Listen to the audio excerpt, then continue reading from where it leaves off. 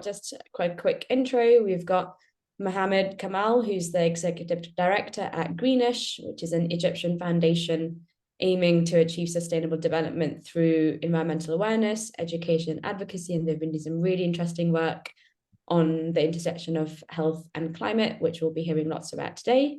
And then we've also got Mohammad Shalaby, who's the executive director of Maghrabi Foundation. That's a Egyptian non-governmental NGO working in the field of community eye health integrated in development. And they really take a rights-based approach to their work. And both of them have been collaborating and plotting behind the scenes, thinking a lot about the intersection of health and climate. And today I'm really excited to have them join us and give us a bit of an introduction about, how does health affect climate and how does climate affect health in the Arab region? What are some kind of interventions and policies and solutions for the Arab region that they're seeing, and that gives them hope? And what's kind of the role of civil society within that space. So I'm going to hand it over to them. Both of you have, 15, 20 minutes, if that's kind of the time frame that you need to take us through your presentation. I've said to the folks in the room that they can hold their questions until the end, but we'll leave it up to you guys to invite questions along the way if that's how you work better. But I'll take a bit of a backseat now, let you lead us through your thoughts and experiences and learnings, and then we'll hopefully have a really interesting and curiosity-filled question and answer phase as well. But over to you both, and thank you again for joining us.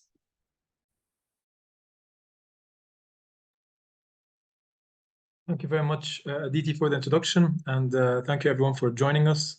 We're looking forward to hopefully what would be an insightful presentation with some new information and maybe some things that we've heard before, but just we get to reinforce it a little bit. My name is Mohamed Kamal. As Aditi mentioned, I'm the executive director of Greenish Foundation. And I think I'll let Dr. Mohammed introduce once he gets onto the floor so that we make the most out of the time. But we thought at the start we can give a quick introduction about Greenish. We are an Egyptian nonprofit NGO that is based and registered in Egypt, and we work on 4 primary areas. We work on research, advocacy, capacity building, and education. And our work at the moment is we're doing our best to mainstream environmental knowledge and environmental awareness across various different target audiences, mainly young people, and whether in universities or in schools. And on another end as well, we're very much involved in the global and regional advocacy space for things to do with climate negotiations, multilateral environmental agreements, with most recently things such as the Global Plastic Treaty, which has a lot of implications on health. We are trying to grow our engagement with environmental health as of recent, and some of the projects we work on, specifically in terms of research, the purpose is we try to understand a local environmental problem and to build our sort of profile or the health profile based on the environmental health understanding for the local community. And we try to work with local partners as well and to build those partnerships. I guess that's a very quick introduction. You can check out our Facebook page and our website to learn more about the organization. And I'm happy later on if you have any questions about us as an organization. But I think we'll get straight into the presentation. I'll pass the mic to Dr. Mohammed. So thank you, Walid and Aditi and the team for having us. And thank you, Kamal, for the introduction. My name is Mohammad Shalaby. I'm the executive director of Maghrabi Foundation and the vice chairman of Greenish Foundation. To lay the ground for the subject, and as we're trying to understand together the connection between climate and health, we will be in the following slides going over a few definitions and concepts. The first of them is health, and most of the times when we mention health or healthcare, what comes to people's minds is treatment or medicines, surgeries, and all those kind of things. And health is far more than this. The World Health Organization defines health as a state of complete physical, mental, and social well-being, and not merely the absence of disease or infirmity. And our health is determined by what we call the determinants of health. Those are non-modifiable determinants or factors and modifiable determinants. The non-modifiable are obviously, for example, genetics, and the modifiable include social, cultural, and environmental factors. And public health as a domain takes like a few steps back before treatment, and looks in a comprehensive approach as at promotion, prevention, then treatment and rehabilitation, and obviously tackles the determinants of health. Okay, next. Another concept that we have to understand is the concept of health systems. And again, when we say healthcare or health systems, people mostly talk about service delivery or the facilities that provide care, while it's again far more than this. Again, the World Health Organization identifies 6 system building blocks.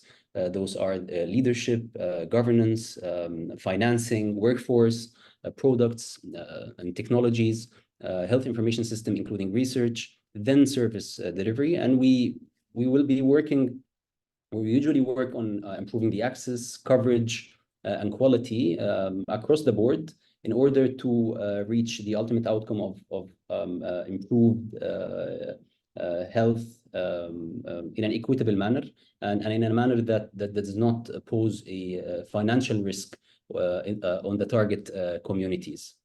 Next.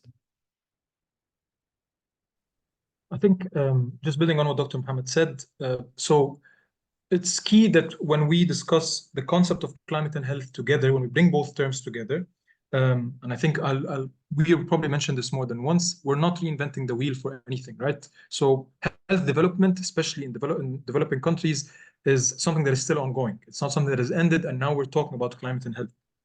So what is climate, and where does climate come in is where we're going to start to focus on this a little bit. But climate, I mean, even the definition that was agreed under the United Nations Framework Convention on Climate Change is a definition that is intentionally politically vague. It builds on the fact that climate change originally, before the Industrial Revolution, was very much a natural phenomenon. And then as with the Industrial Revolution and with the burning of fossil fuels and the growth and industrialization of our global society, it is now directly affected by human activity. And climate change is caused by 2 primary things, or 2 primary activities. It's the emission of greenhouse gases, as we all know, but also something we don't talk about enough is the loss of carbon sinks. A lot of our countries and ecosystems, we had a lot of carbon sinks that were natural ways for carbon dioxide to be absorbed back into the ground and back into the environment. However, we're losing these carbon sinks because we found out 2 key things. These carbon sinks are a source of wood, and the other thing is you find that a lot of these forests and areas that are very high in biodiversity are also where a lot of oil and other fossil fuel sources are stored. So climate change is, we're losing carbon sinks and we're constantly emitting more emissions. And the trend we're seeing at the moment is every year for the rest of our lives, if we don't do anything, will be the hottest year on record. So you'll see that there's always like 2 weeks every year where they tell you 2023 was the hottest year on record. And that's not new news. Every year you're going to see this. And what's more concerning is the picture you see in front of you at the moment. It's 4 pictures from 4 different phenomena that occurred mainly in the past year. So this is not something that's happened over years. This is just the past year in 2023. And we have climate impacts and climate events that are already occurring on the ground in the Arab region, with the worst being something such as the floods, the flash floods that happened in Derna in Libya in September, where at the moment, the most recent research paper has said that there's a 50% likelihood, there's a very high likelihood that a 50% increase in the severity of the flood was due to climate change. And then you also had the fires in Algeria. One area that is very much affected by a wide range of climate impacts is Iraq. You get to see this with regards to the increase in pests, the increase in soil salinity, the reduction of water availability, and the increase in heat waves. But it's not just a climate crisis. At the moment, we've kept using climate change as a term. However, this has grown, right? The most recent up-to-date science and the current scientific trend does not simply now define it just as a climate change crisis. It's not simply just that. It is, I mean, the transition now is we don't only talk about climate change. We don't only talk about pollution. We don't only talk about biodiversity loss. We need to talk about these things together. And this is where we have started to define the concept of triple planetary crisis. And it's the term we use more. And this triple planetary crisis, you solve one by solving the other. You need an integrated approach. But all of these things affect our health. And the new term we're starting to see is regarding planetary sciences. This term, planetary sciences, we've introduced planetary as a term because we're starting to define what are our planetary limits. And one of these things are limits for health, right? So health, there's a limit to how extreme we can get with health. When we speak about health, we're largely talking about public health that is implications on humans. We're talking about human health. But planetary health is looking at the global scale, the impacts on health, on well-being due to issues such as climate change and pollution.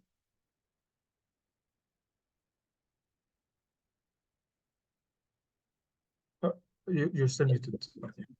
As part of that is also understanding the term planetary boundaries. And planetary boundaries is a concept that presents a set of 9 planetary boundaries within which, or limits within which humanity can continue to develop and thrive for generations to come.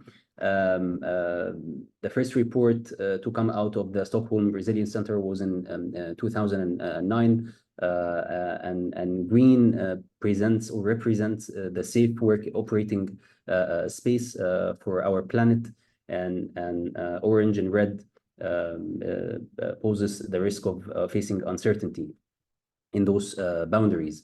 The latest report was produced in 2023, in which 9 boundaries were assessed, and in which our planet has crossed 6 of them. And the aim of this concept of planetary boundaries is actually to quantify and assess what makes our planet healthy, habitable, and sustainably functioning.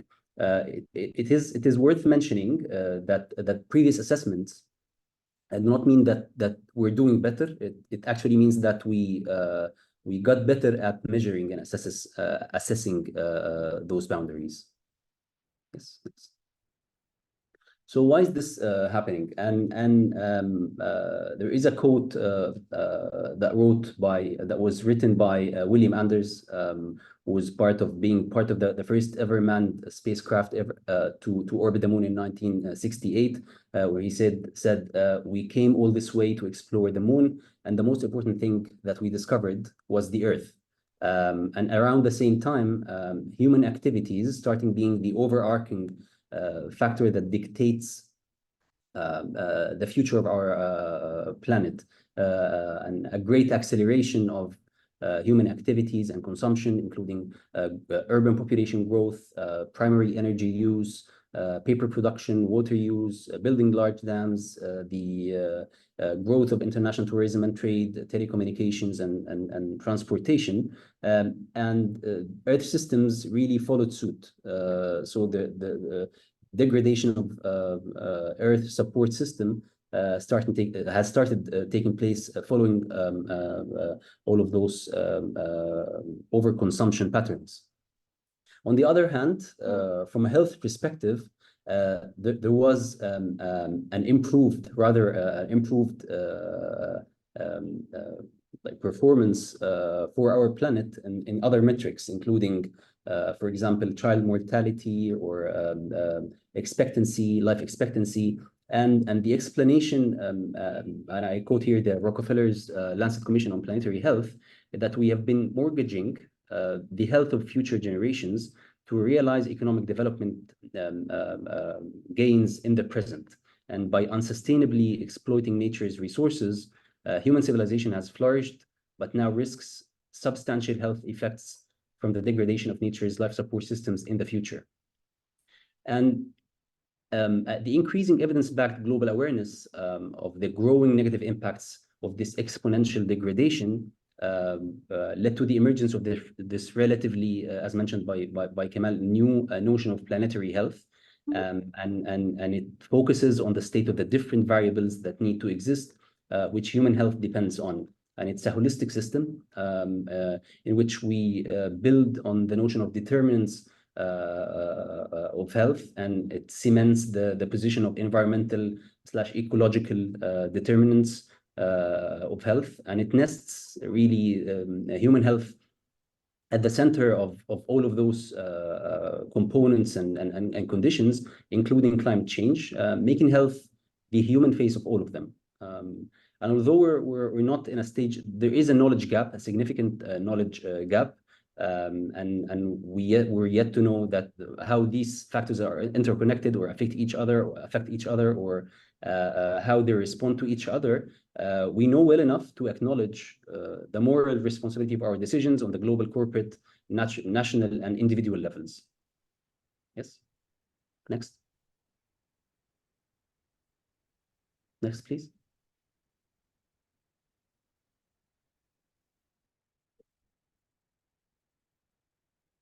Yes. So part of what we know really well is the sorry. Back again, come on. No, my connection is just cutting off. Can you just go back one slide, come on? I was a bit behind.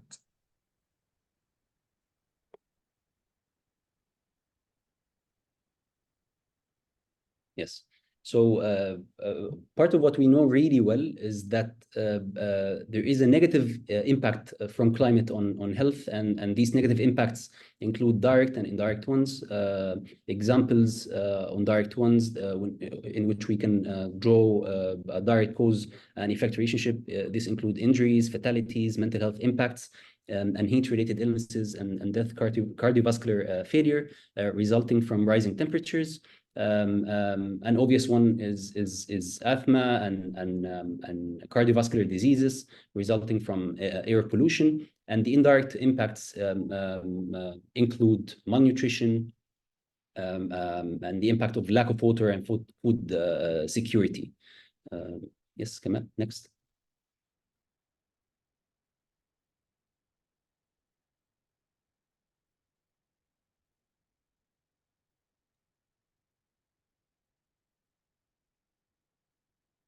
I hope you can hear me. I'm just going to close the camera because my connection is starting to lag off a little bit. So I'll just close it for a second until it comes back. So I think the next part of the presentation, we want to reflect a little bit on what's the current status of health with regards to integration on climate in the Arab region. And here, just a quick note that we define the Arab region as the 22 countries that are part of the League of Arab States. These are the countries we've looked on for our analysis. So I think for the presentation, we're first looking at what are the impacts of climate change in the region. And we have three primary impacts that I guess dictate most of the climate implications on the Arab region. First is the rise in temperature. And the rise of temperature is not just the increase in heat waves, it includes a lot of other activities as well. And that the majority of cities, I mean, there's a lot of reports and there's a lot of studies, but there's one key thing that is standing out from most of these studies.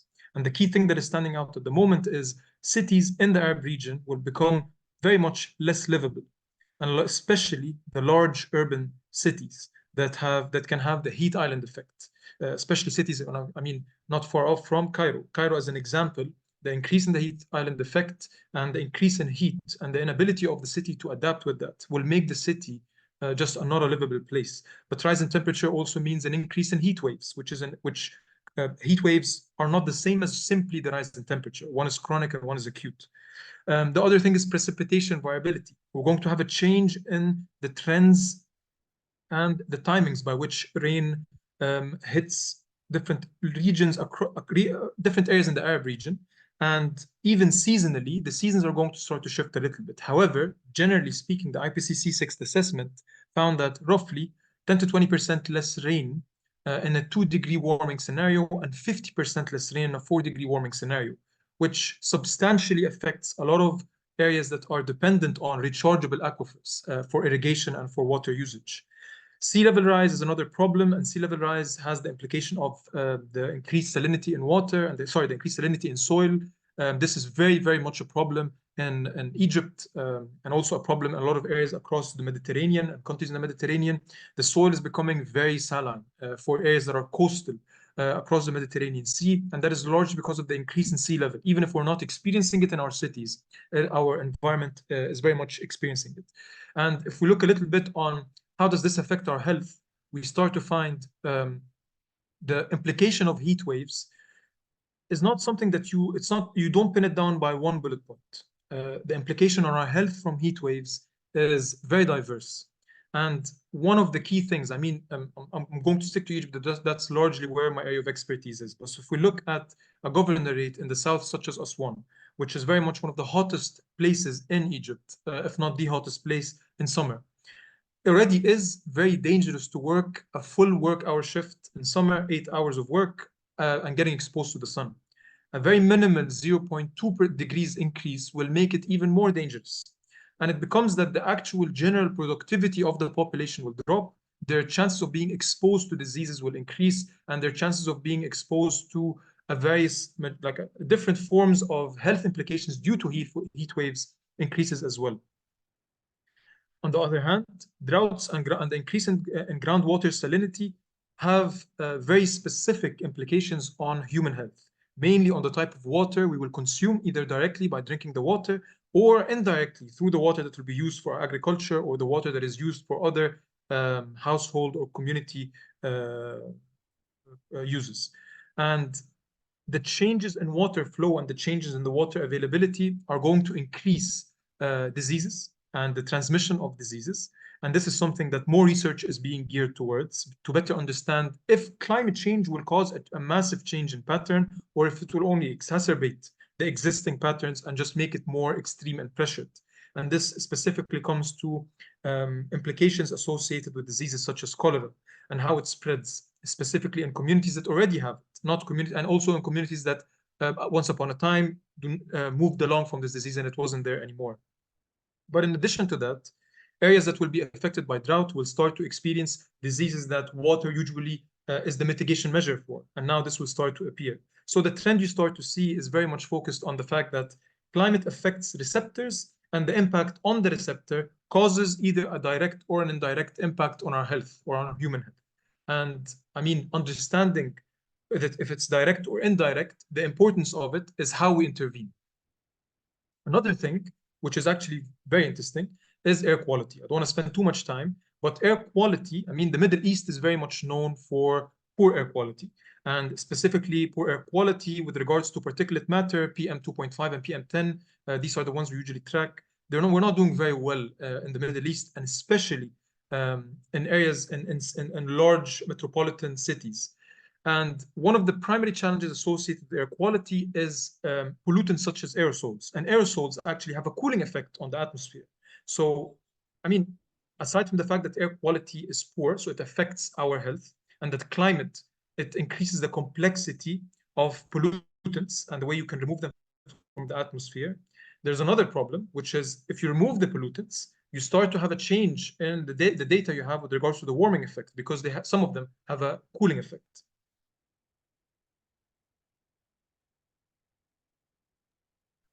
So another impact is related to vector-borne diseases, and it really is a result of the rise in temperature, precipitation variability, greater rainfalls, and greater rainfalls creates conditions that are more hospitable for vector-borne disease carriers to multiply, and warmer temperatures broaden the geographical ranges of vectors and introduce disease risks to new regions. And this will pose, so we're a region where health systems are already burdened, so will pose extra burden on the already burdened health systems.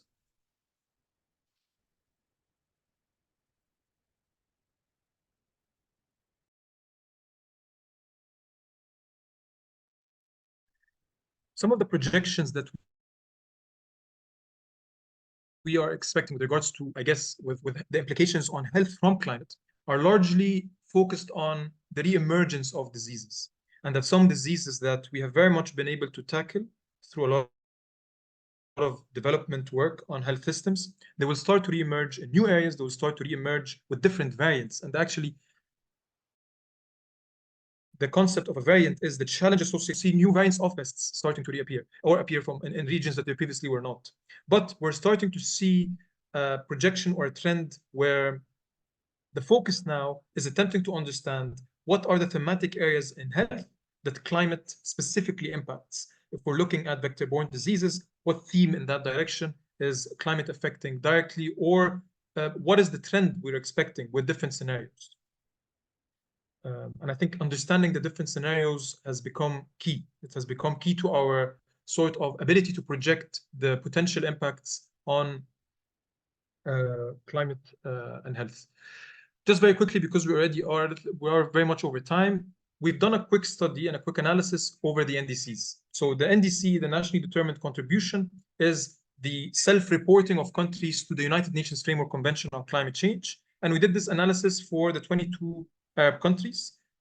20 of the 22 have submitted their NDCs at least once, and some of them are outdated. But 80% make a clear reference to health, which is good. It also shows that health is on the radar. And this is not a global phenomenon. A lot of countries do not even mention health. But it means that Arab countries are very much aware that health, there is an implication from climate on health. But not that many. We start to see a drop in who articulates any plan or adaptation measures with regards to adapting their health systems or their sort of public health to climate. And also even you see a more drop with regards to, do they actually showcase any health-related impacts of climate in their work?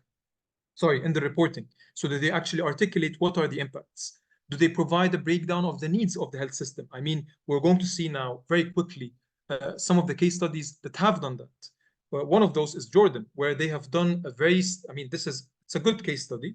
There's more to be done, but they were able to do what is always necessary to start with, which is an identification of hazards and risks.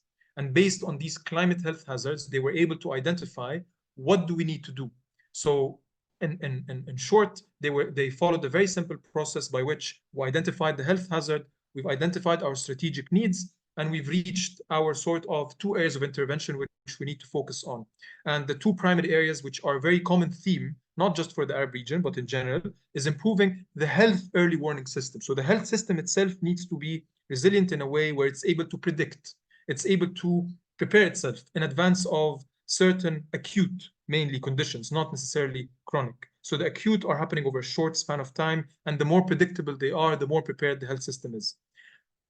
This is not the same trend as seen in a lot of other Arab countries in terms of assessment. I mean, there's only 2 countries that we found that did that, which was Jordan and the United Arab Emirates, but other countries had very specific interests. One of them, for instance, is Oman. Oman had an interest in a resilient health system. They're very much using the term resilience, that they need to build the resilience of the health system so that it is able to move around, it's able to navigate potential risks and to navigate potential changes and unpredicted acute conditions that might occur due to climate change.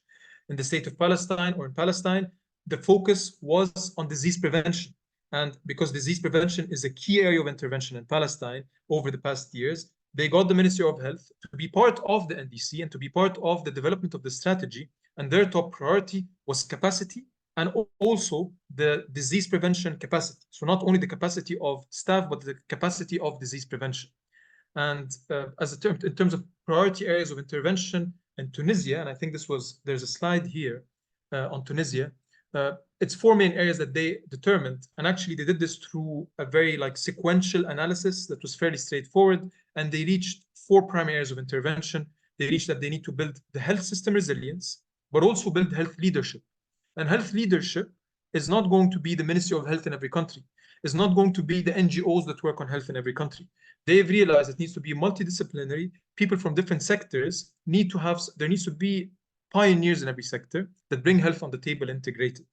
Same with gender and capacity building as in areas that are necessary to be integrated. I guess that's more on gender, and for capacity building, that to bring the staff on the necessary technology and knowledge to utilize the resources so that they're able to detect when certain scenarios are going to occur. The focus at the moment in health systems is the ability to navigate, the ability to detect, which makes a health system resilient, because we have the sufficient knowledge to deal with the health uncertainties that climate will cause. We just don't know what it will be. We don't know what the impact specifically is going to look like. So the more resilient, meaning the more flexible the health system is and the ability to adapt to different impacts, the more we're able to address these climate impacts directly.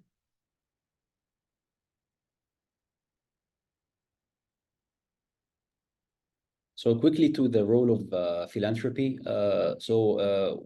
It's actually, we recommend that we should be filling the gaps. So many of the breakthroughs that have occurred in research in climate and health and planetary sciences in the past few years have been due to research supported by philanthropy. And during the exercise of developing this presentation, we found a huge knowledge gap in the region that ought to be filled. We should be building adaptive capacity at the local level of healthcare systems. We continue infrastructure development through the advancement of climate resilient development, the strengthening of health systems, and the building of resilient and thriving communities. And the most important thing here that we talked about, Kamal and I, is that we shouldn't be reinventing the wheel.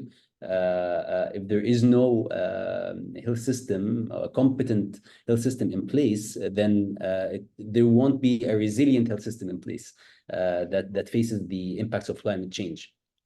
And also, one of the roles is improving our understanding and mapping of potential nature positive health integration, developing new guidelines and standards for occupational and human protection from various risks. Next. Another important role that we spoke about was to help local communication strategies, help develop local communication strategies, tools, and materials that frame health as a human face of climate change. So making it a personal, relevant, and more manageable problem. So when we go to the local community, we have to relate to what we're talking about. If we want to increase awareness and education and promote behavioral change, we have to put a lot of effort in making it relevant to those communities. As Mohammed mentioned, or Kamal mentioned, enhanced disease surveillance systems and pest and vector surveillance systems, drawing lessons from the COVID-19 pandemic. Also develop heat health action plans with clear response plans for different scenarios and different extreme weather conditions that could occur. Next.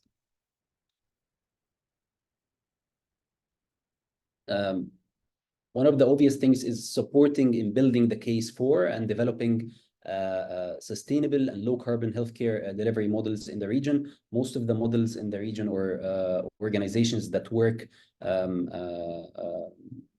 climate, on environment, are working from a reporting perspective. So ESG or other frameworks. So there are no really models in the region that publicly state that they work on developing low carbon or sustainable models, delivery models. And last but not least, which is something that AFF is already doing, connecting regional and international actors working on different areas associated with climate adaptation and health to foster collaborations. And this can be through supporting global thematic networks that bring together various actors to collaborate, collectively advocate, and have shared experiences. Yes. Thank you so much. Thank you very much, everyone, for your attention, and sorry if it took a little bit longer. Thank you so much. That was such an interesting overview. I feel that's such a big topic to cover and two huge themes of health and climate. And it was really great to have that overview and that kind of the country examples as well of what some of the initiatives are across the region. I'd love to open up the floor to all the attendees if there's any kind of reflections that you want to share of anything, any questions that have come up as you were listening. Do come off mute and ask away, and if not, I've got a couple that I'm curious about, but I'm happy to wait.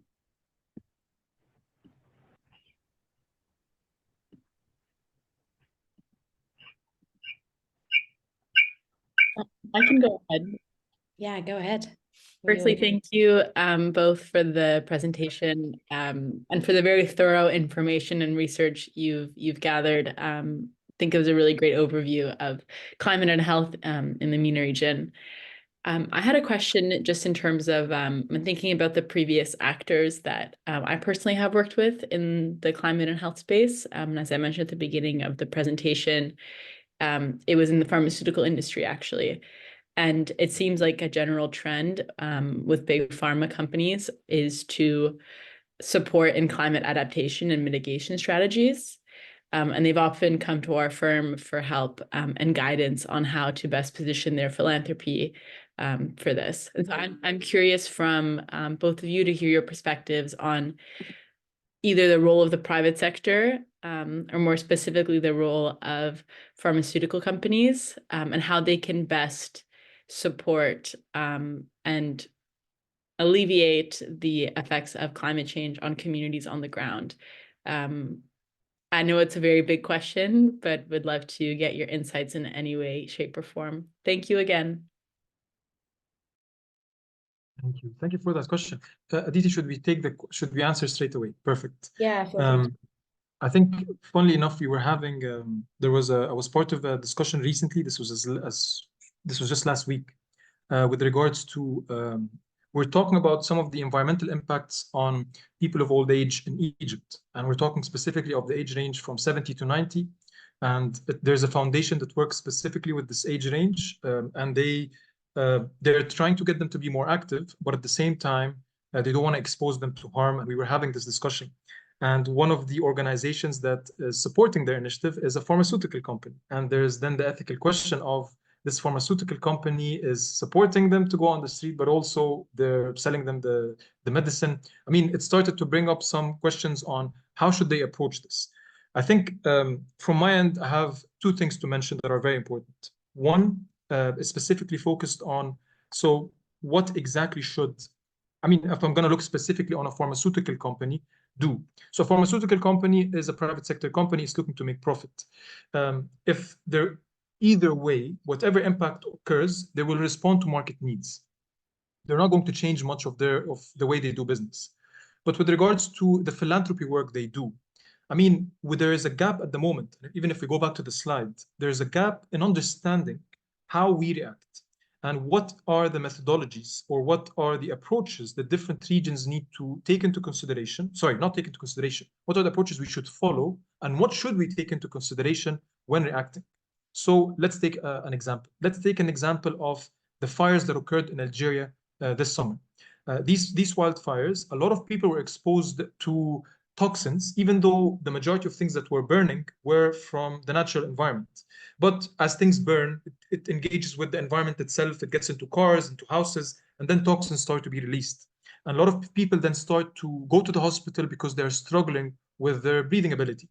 This is not air pollution. This is climate impact, an exacerbated wildfire. And then the problem faced by the hospital is the hospitalization. And here's where the pharmaceutical industry and a lot of actors in the healthcare system can support, is understanding, okay, so this problem happened and they struggled with providing the cares necessary. What was supposed to be in place for them to have reacted faster or to have been more prepared? And this requires research. It requires community-based interventions to understand how can this, maybe the community has the resources that can help it alleviate or avoid such impacts. And I think there's an area of making the pharmaceutical company more sustainable, and that's maybe not the area I would cover, but for starters, the key thing is predominantly focused on response. If they can really support the research, and it's a lot of it to do with academia, but also some civil society organizations and different alliances are working to better understand adaptation, mitigation at the level of the community, they would be filling or supporting the filling of a gap. I guess the first part of the question was regarding health, the impact on health. And I mean, what we were really trying to show in the presentation with regards to climate and health in the Arab region is it is something that countries in the region are very much aware of, and they have it on the radar. But there is the question of, well, a lot of these countries have already been developing their healthcare systems for quite some time. there have been, I mean, just to take a case study, the North African countries, they've all been a race of development. We're all developing countries, and we've been developing countries for quite some time. We've had a lot of developmental healthcare projects at the local and the national level. The key thing at the moment is climate and health is becoming a term that a lot of healthcare professionals and public health professionals have to take into consideration.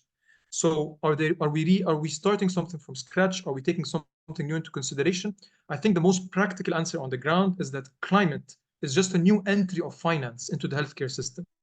And it's also a new consideration of risks. So we have now more specific risks, more uncertain risks associated with climate, but at the same time, it is also an entry for finance, because the healthcare system has been struggling with money for a long time. And climate is going to bring an entry point through different financing mechanisms, whether it's adaptation financing, loss and damage, if it's something to have done associated with damage or losses, and mitigation financing. And in all three, health will find an entry point. And that can further support countries to adapt to climate and to continue their development. I think that's a practical way of looking at it. It is not, there's no consensus. People might disagree completely with this because some people like to separate development from climate. A very long answer to the question. No, but thank you. Very layered and lots of nuances I'm hearing in terms of how philanthropy can be involved, and all very important things to consider, especially the community-based interventions. So thank you. Thank you. Thank you. Does anybody else want to come in with a reflection or a thought?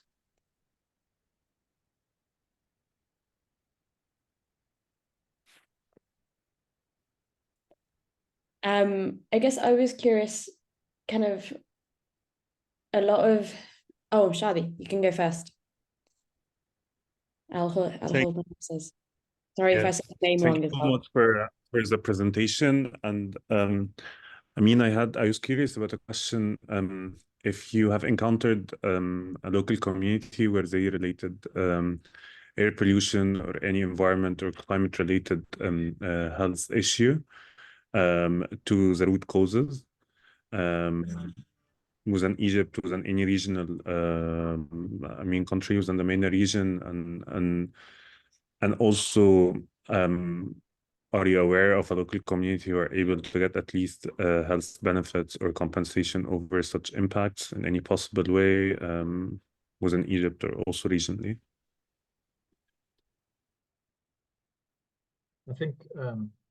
I think we'll both have an answer to this, me and Dr. Mohammed. Maybe we can split it into two.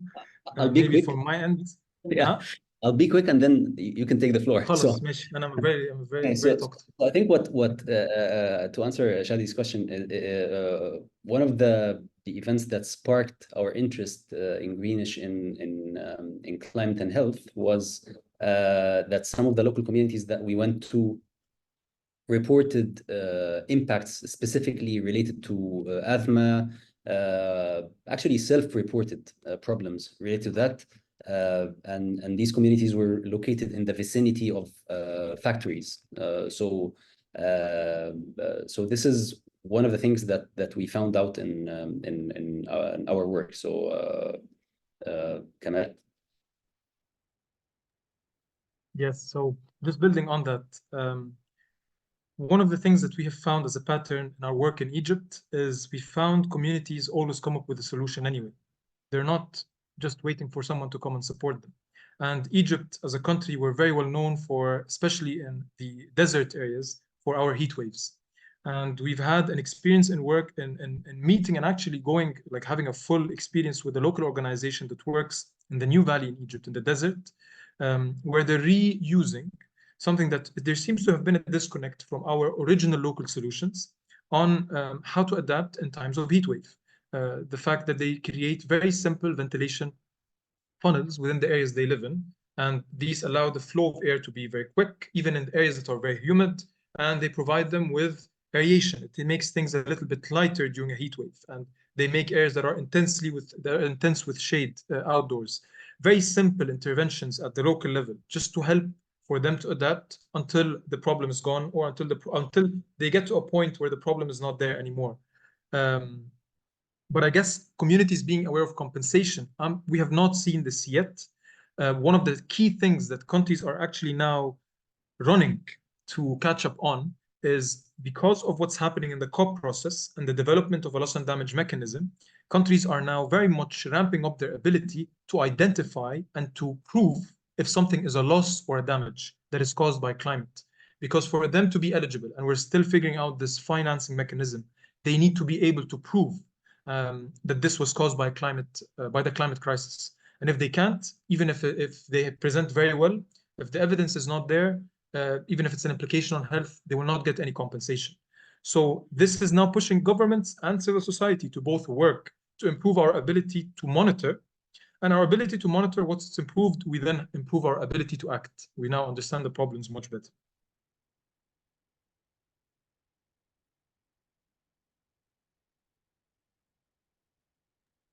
Thank you. Rosine, you've got your hand up. Thank you so much. That was so informative, clearly very knowledgeable. It's kind of a question and a reflection. I'm recognizing that accessing health systems is a big issue when communities have been impacted by climate change, or through floods or events like floods. And so it seems to me, you talked quite a bit about strengthening the healthcare system, but it feels as though a big piece is almost decentralizing the healthcare system, so that when communities are impacted and they're unable to access health services, they can access them a little bit further down the road or access them elsewhere. Or indeed, if a community is forced to perhaps move away from where they are, there's someone within that community that can provide some degree of healthcare. I think that's a long way of saying, is there something happening as far as you know around this piece of perhaps decentralizing the healthcare system in order to, as part of creating resilience, perhaps for healthcare systems, so that if a disaster happens, people will be able to still have access to healthcare. And I'm thinking a bit about community health workers. I don't know if I'm sure you're familiar with them. So programs or initiatives like that, that I guess found funders who don't have millions and millions and millions to put into improving a healthcare system could sort of turn their money towards supporting sort of smaller initiatives that are also to do with health and increasing access to health, but in a different way. So half a reflection, half a question. So I think we're seeing not a pattern of like decentralization, but there is focus on primary care in general. So there is a huge focus from the World Health Organization in the region on an emphasis on the role of primary care. In terms of getting focused on or involving health workers in the processes of healthcare, I guess we have the dilemma of legislative actions that we need to do in the region. So there are lots of cadres that are not included. So in BITSN in sub-Saharan Africa, there is a huge role for health workers that are not like graduates of medicine or nursing and things like that, or of those backgrounds, but this is not really available in the region. So a lot of effort should be exerted in this area, I believe. Okay.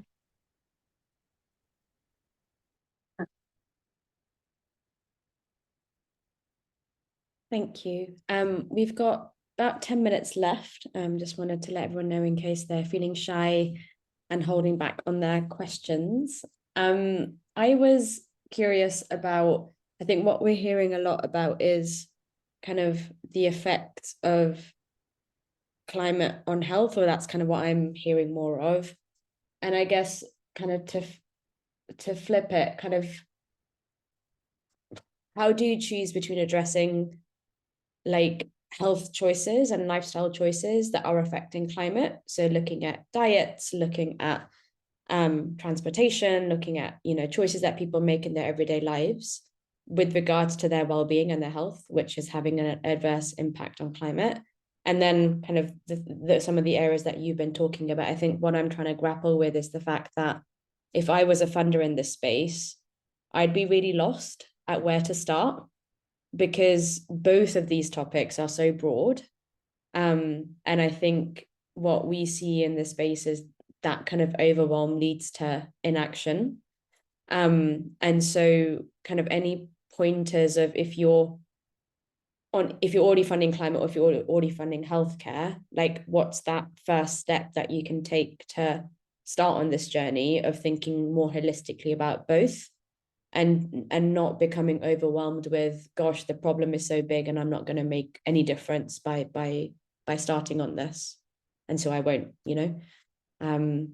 And maybe we can take, if we can take Andrew and Erica's reflections or questions, and then give you both the floor to wrap up with those three.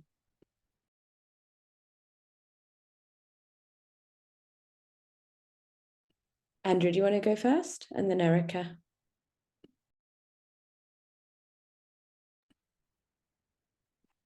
Andrew, do you want to go first? Hello, my name is Andrew.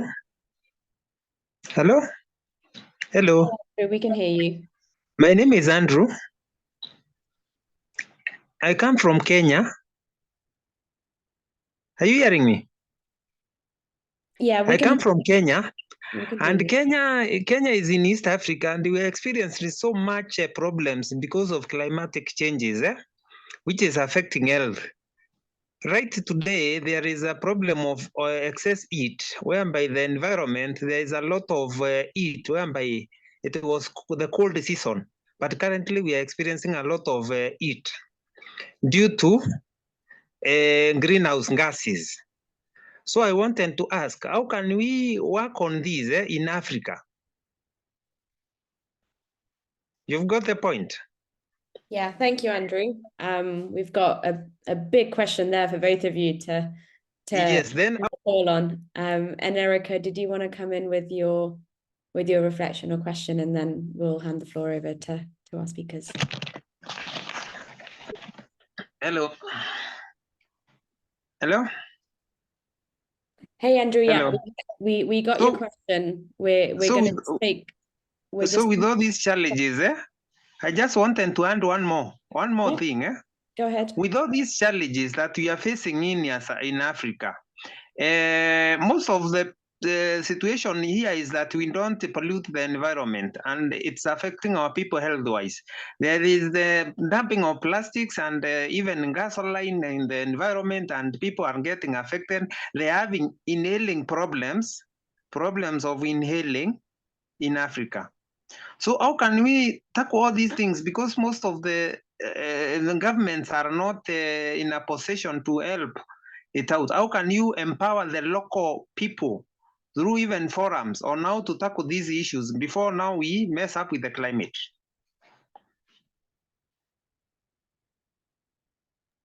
Okay. Thank you, Andrew. Yes. Erica, do you want to come in, and then we'll hand over? I think it kind of, what I'm hearing from Andrew is the complexity of the issue as well, which is kind of what you touched on, Aditi. But I think, so that complexity, I guess my reflection and my question is, how are we balancing kind of leaning into that complexity, learning and bringing people along, kind of filling that education gap while also addressing the urgent, like knowing that we're facing something that's so urgent that we don't necessarily have the time to, you know, to go, I mean, the learning, of course, is important and feeds the action. But how do we balance needing to do that with also needing to act urgently and deciding kind of, you know, how to do the two in tandem, I guess, and kind of the perspective that, like, if we're funders, and Aditi brought this up, like from the perspective of funder, you're trying to enter this space and you can kind of be overwhelmed by this whole thing because of the complexity and the urgency, and those two kind of, you know, acting somewhat against each other and putting everyone at a bit of a disadvantage. So how can we kind of overcome those two things, I guess is my reflection and question.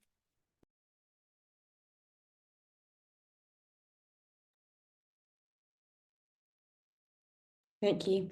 Do you guys want to come in and share anything back? I know we've got one more hand up, but we'll keep an eye on time. I think because of time, I think Shadi has his hand raised as well, unless that was old. No, I think that's new, but let's do a roundup of those three. Okay, If that's okay. And I'll hopefully be able to bring Shadi in. sounds good. I'm very talkative. I'm not very good with time, but I'll do my best to be as quick as possible from my end. And I think these are some really interesting questions. I actually think that the question that Andrew asked is the easier one out of the three, because I mean, if we're talking at the scale of Africa or the scale of Kenya as a country in East Africa, our focus as countries should be fully on adaptation and our ability to mitigate. I mean, we as a continent, the African continent, we roughly are 3.8% of global emissions. That is not much. That is not much to be prioritizing mitigation. The key thing is that we just need to keep into consideration any development we do should not be based on a future that either way will not be fossil fuel based. We should not be fully exploiting our fossil fuel resources. But at the same time, our focus should be on adaptation and building our local adaptation capacity. I think the question of decentralization, it's decentral empowerment. People at the local community level should have sufficient knowledge to know and sufficient access to resources and know where to get the resources to act on their own. So this is where we start, and we're not doing it. Neither the government nor civil society on adaptation. And we saw this in all the three very recent COPs. The second question was on how do we balance the complexity? Very, very interesting question. And we have urgency, and we need to be sort of balanced with the way we're sort of tackling things and working on it. I mean, this is a hard question. This is not an easy question, and we have not found an answer to how do we balance everything in terms of urgency. But time has shown that we have time, that whatever happens anyway, at the moment, the majority of decisions that are taken are predominantly based on economic and capitalism-oriented indicators, right? So this will dictate at the end of the day. If something does not have a clear, I don't know, business model, or there's not a proper business case, it will not go through. And that is why climate action is so slow, because climate action, well, for the majority of it, doesn't have a business case. It has an existential case, which a lot of people are not convinced with. So balancing it is the first thing we need to do is we need to be convinced of what we're doing to start. And then that's us at the local level and us at the national level. And then we need to start to identify our priorities. Each country and each region has different priorities, and trying to do one solution fits all never really works. Also, trying to rush into solutions does not work. But we're talking here about solutions. But putting a stop on things that are hurting our environment, whether it's pollutants or emissions, I mean, that should be taken with the utmost urgency. We need to minimize our production. We need to start reducing our dependency on fossil fuel emissions, and that needs to be taken urgent. What we should be a little bit more careful with is how we provide adaptation interventions and how do we adapt as communities. And the last question was on lifestyle versus health and the impact. I think you wanted to mention as well the impact of the health system, maybe on the climate as well. I mean, we don't really talk about impact of health system on climate as much, even though it has some nice PR around it, because health is essential. I mean, the whole reason we started this is public health. And one of the common things that is done in multilateral environmental agreements is we use the term priority and essential. So if it's an essential activity or use, we're not going to negotiate it. It's not going to be where we focus. And I mean, the health system, the majority of it is pretty much essential. And it's not where we need to start. We need to be more sustainable, of course, but it's not where we start. But lifestyle, I mean, lifestyle goes into our consumption habits, and it goes into our setup as societies and cultures and how we deal with things. And I think that's what we need to focus on more. Lifestyle. How do we get people to change their lifestyle and dependency on products? That was as fast as I could go. I'm not sure if Dr. Mohammed wants to add anything. I'll just comment on or respond to Aditi's question, because I guess Mohammed addressed most of the other ones, which is related to where do we start. And I guess also Kamal mentioned this at some point, that there is an opportunity for health in climate. So I would be siding for the more tangible, well-established, obvious actions that is health. So health is really straightforward. Health systems is a very well-established domain. So there is a great opportunity for health and climate, and also there is a great opportunity for climate in health, being its human face. It can be relatable when you work on something that affects the daily life of people. So I would be starting from health and expanding to climate. Amazing. Thank you both. Those were three, I feel those were three meaty questions to end on, and you wrapped it up in 4 minutes. So you can definitely keep well to time. Thank you so much for sharing so generously with us today, Shadi. I know we didn't get around to your question, but if you do want to pop it in the chat box, then maybe we can email you guys the question, and if there's any thoughts that you've got back, then we can share those around with the notes that we share around. But thank you all for joining, and we'll put the recording up with the rest of the series. So watch out for in your inboxes for information on all of that. And really appreciate you taking the time out and joining us today. I think we've got our work cut out, right, on climate and health, but as you say, it really, if we start looking at it as an opportunity to address two massive issues that are central to our existence, then it's actually a really exciting opportunity, and one that can generate a lot of interest and a lot of traction when it comes to, you know, changing things on both sides of the coin. But yeah, with that, I'll wrap it up, and I hope you all have lovely evenings and afternoons and mornings wherever you are in the world, and we'll be in touch soon.